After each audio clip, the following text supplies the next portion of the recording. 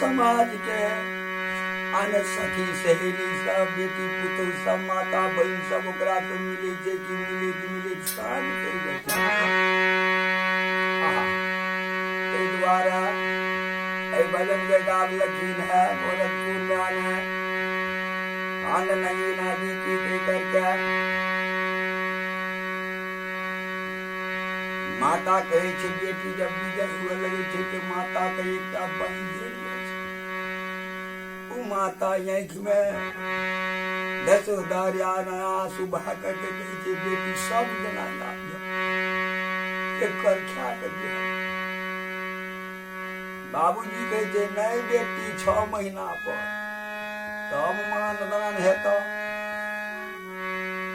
भैया कहे नहीं बहिनी अही 6 दिना तू आब जटा साड़ी भौजी कहे कथी ले अपने साड़ी ले विचार करे भजन के गाल लगी है घोरबे के बाबा मारा कैलन गैया मिलत जुलत भेल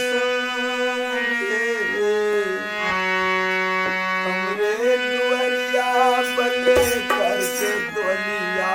करा बड़ा